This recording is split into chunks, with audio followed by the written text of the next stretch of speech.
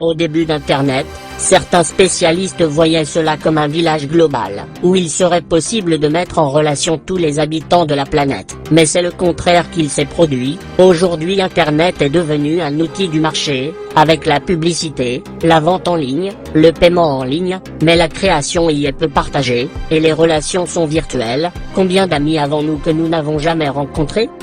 YouTube, Facebook, Twitter, filtres, censure, inondent de pubs, créent des big data avec nos données personnelles et de navigation. Avec de faibles moyens, et quelques manipulations techniques, il est possible de créer un réseau coopérateur de serveurs personnels domestiques. Ainsi se construirait un véritable village global, en France pour commencer. Le noyau central du réseau serait un cloud, hébergé sur une station équipée d'un volume important de mémoire de masse, et disposant d'une connexion fibre optique à très haut débit. C'est là que seraient sauvegardées toutes les données audio, vidéo, photos, des différents serveurs personnels.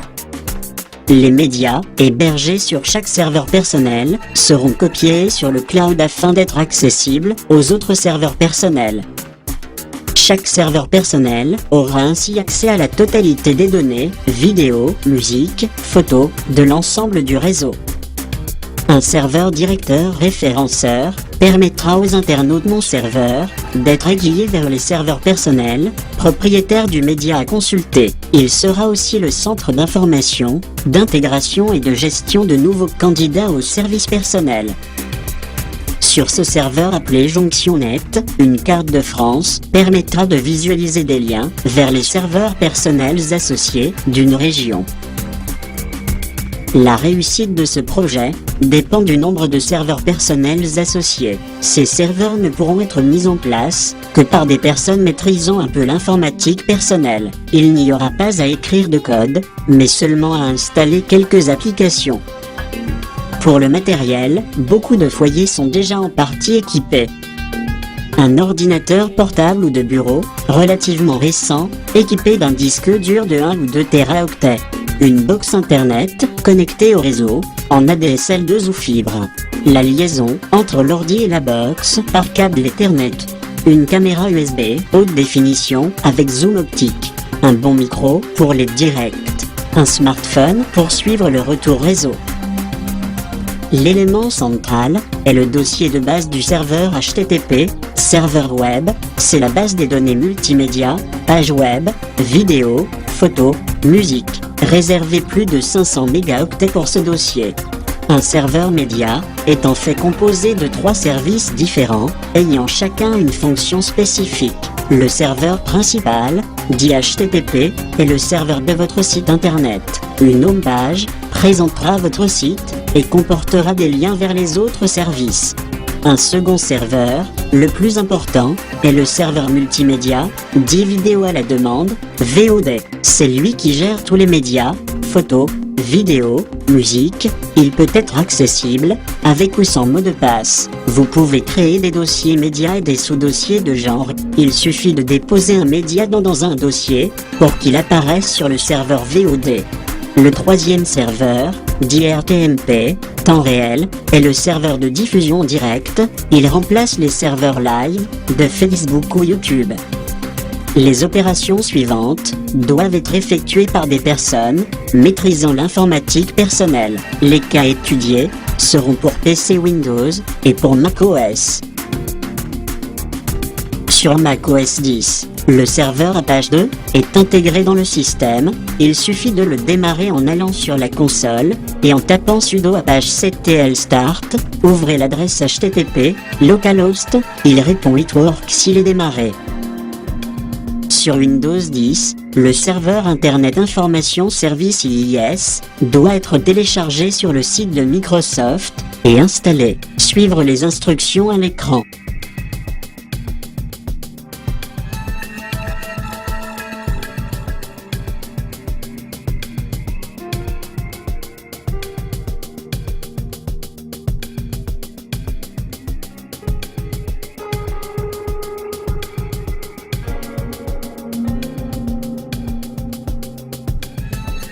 Téléchargez et installez le logiciel servi au Media Server sur votre ordinateur. Ouvrez console Servio. Remarque, vous pouvez changer la langue utilisée en haut à droite. Allez dans Bibliothèque. Sélectionnez Répertoire partagé. Cliquez sur Parcourir. Sélectionnez le dossier que vous voulez voir partagé. Sélectionnez OK.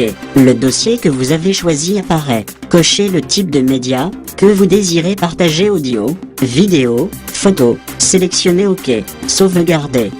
Vous pouvez définir des utilisateurs associés à certains répertoires médias. Il est possible d'accéder à la console depuis le navigateur en allant à l'adresse localhost 23423/console et au Media Browser à l'adresse localhost 23424/Media Browser.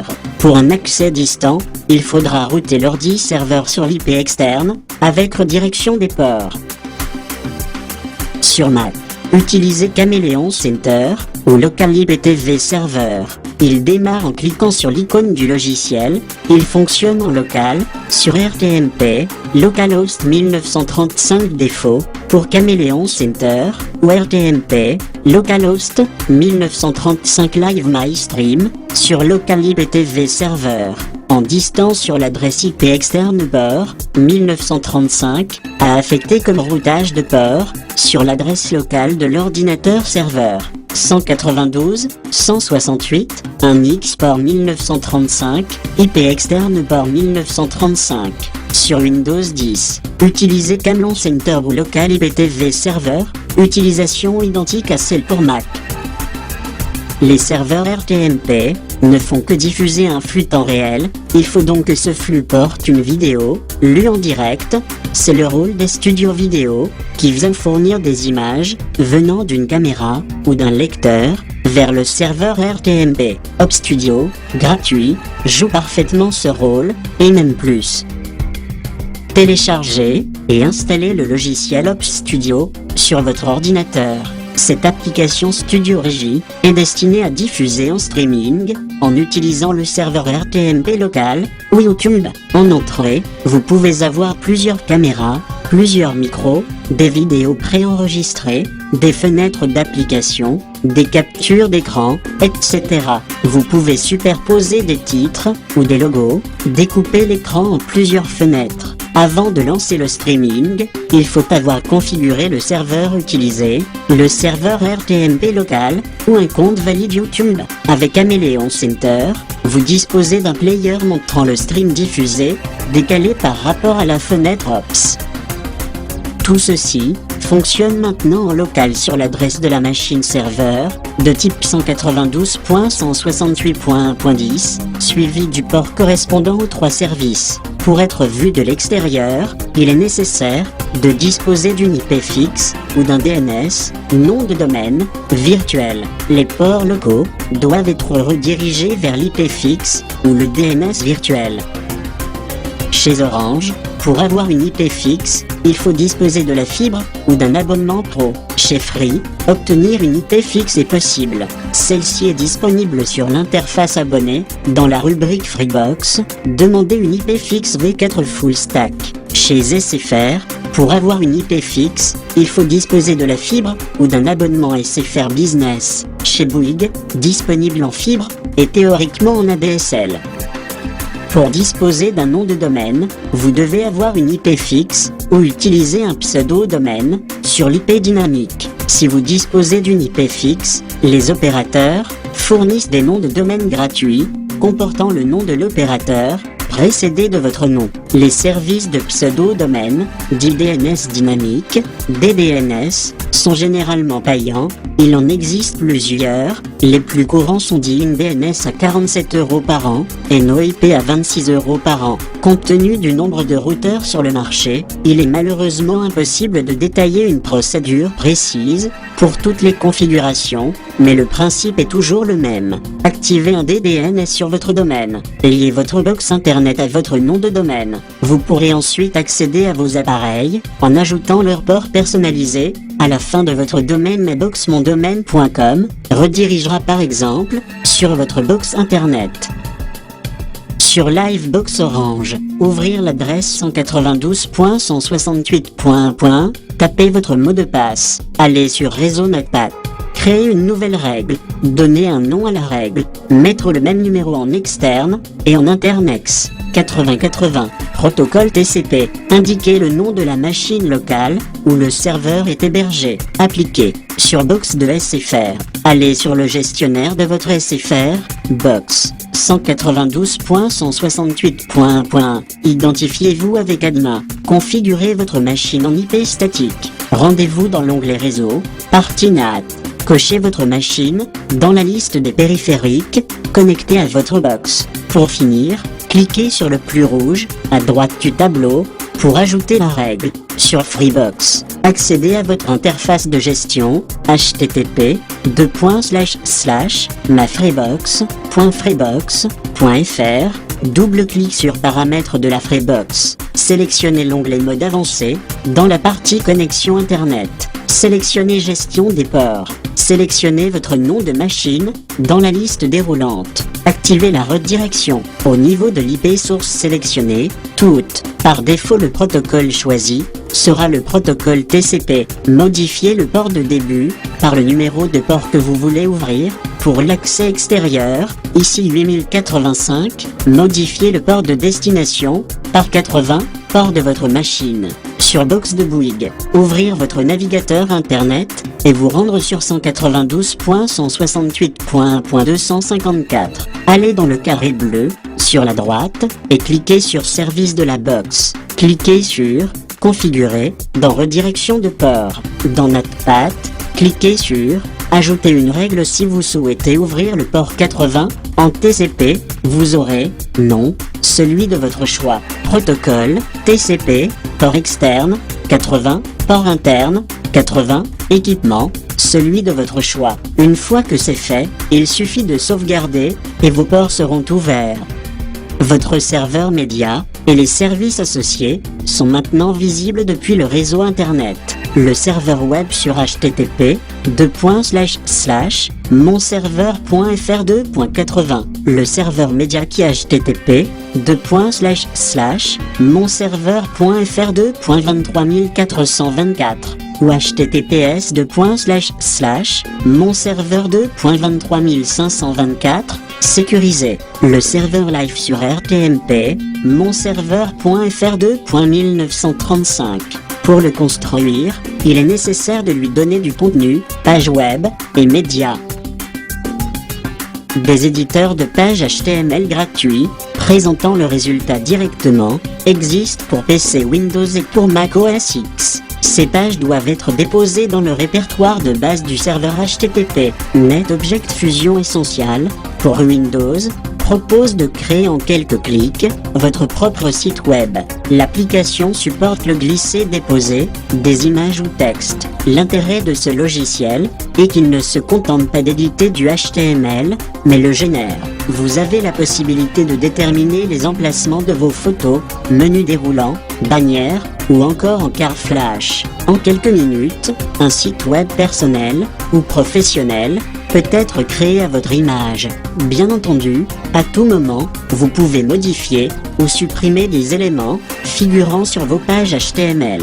RapidWeaver est un logiciel pour Mac OS X de construction de pages web et de sites web. Il utilise le moteur de rendu WebKit d'Apple. Il permet ainsi la création de pages web, la publication de photos, de vidéos de blogs et de travailler dans le style des IAP par simple glisser-déposer. Le rendu des pages respecte les standards du web et les recommandations W3C tout en offrant un aspect professionnel. Aucune connaissance particulière en HTML n'est nécessaire, même s'il permet l'ajout de code HTML dans les pages qu'il génère. Le serveur de médias, Servio, est autonome. Il est directement en ligne via le Media Browser, mais il est préférable de créer un lien depuis le site web personnel. Il est également utile de créer des utilisateurs pour masquer certains dossiers non publics. Dans la bibliothèque des médias, qui peut se trouver n'importe où sur le disque, il y a 3 grands dossiers, vidéo, audio, images. Il n'est pas obligatoire de conserver ces 3 dossiers, ils peuvent être désactivés dans le menu Présentation. Ce menu inclut également une série de paramètres pour chacun des grands dossiers.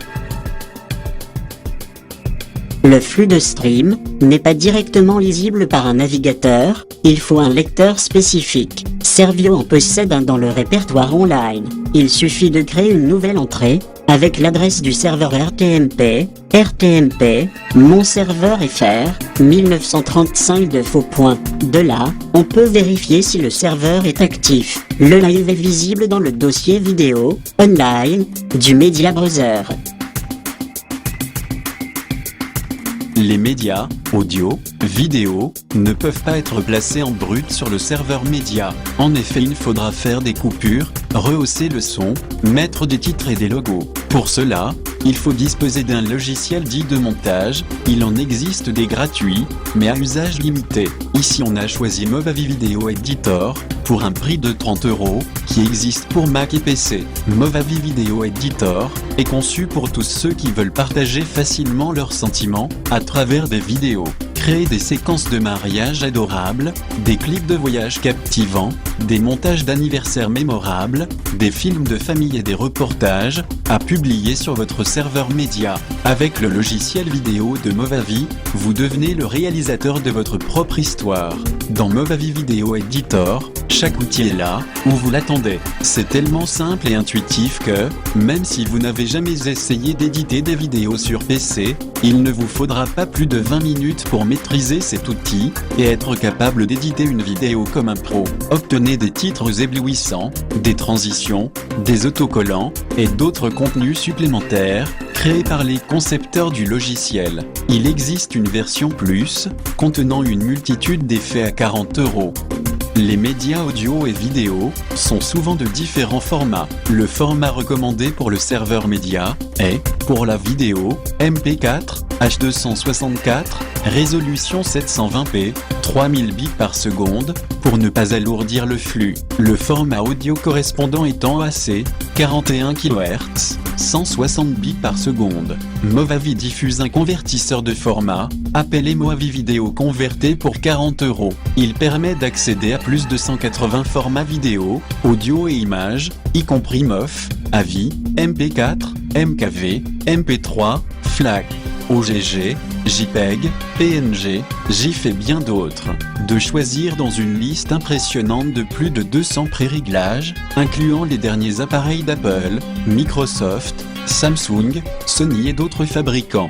De profiter de la fonctionnalité pratique de détection automatique d'appareil qui reconnaît instantanément le périphérique branché sur votre Mac ou PC.